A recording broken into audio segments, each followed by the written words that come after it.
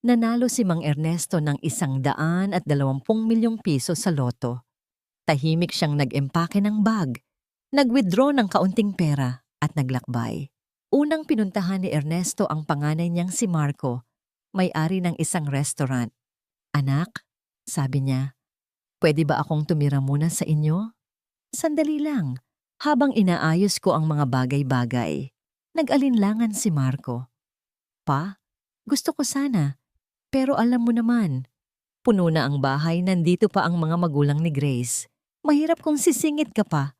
Tumangulang si Ernesto. "Sige anak, naiintindihan ko." Lumakad siyang paalis. Bit-bit ang mabigat na bag at mas mabigat na puso. Sumunod niyang pinuntahan ang anak niyang si Liza, nagtatrabaho sa ospital sa Maynila. Pagbukas ng pinto, nagulat ito. "Papa, di ka man lang nag-text." "Gusto lang kitang makita," wika ni Ernesto. "Baka pwedeng tumigil dito ng ilang araw." Napabuntong hininga si Liza. "Pa, ang hirap ngayon. Puro duty ako. Wala na rin kaming kwarto. Baka pwede next time na lang." Ngumiti si Ernesto, halatang pilit. Sabi niya, "Sige anak, next time na lang." At muli siyang naglakad mag-isa. Nakapagdesisyon siya na bumalik na lang sa probinsya.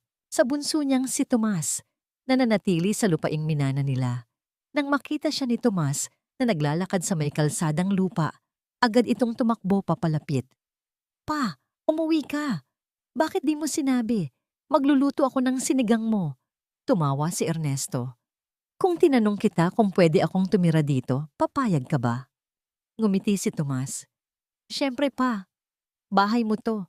Hindi mo kailangang magpaalam." Gabi na nang sabay silang kumain. Ibinigay ni Tomas ang sariling kama at siya'y sa sahig na natulog. At sa unang pagkakataon, matapos ang mahabang panahon, nakatulog si Ernesto nang may ngiti sa labi. Makaraan ng 1 linggo, may kumatok sa bahay ni Tomas, isang abogado, may dalang sobre. Sa loob, may sulat kamay ni Ernesto. "Anak, tinanggap mo ako nang walang hinihinging kapalit. Hindi mo alam, ako'y nanalo sa loto. Dumalaw ako hindi para magbigay ng pera, kundi para makita kung sino sa inyo ang tatanggap pa rin sa akin bilang ama. Ikaw lang ang gumawa niyon. Kaya lahat ng meron ako, pera, lupa, at ang natitirang taon ng buhay ko ay para sa'yo. Gamitin mo ito ng may kabutihan dahil iyan ang tunay na kayamanan." Tahimik na umiyak si Tomas habang binabasa ang liham. Naunawaan niya sa wakas. Hindi kayamanan ang gustong ipamana ng kanyang ama, kundi aral. Kung sino ang marunong magmahal kahit walang kapalit, ay siyang bibigyan ng gantimpalang walang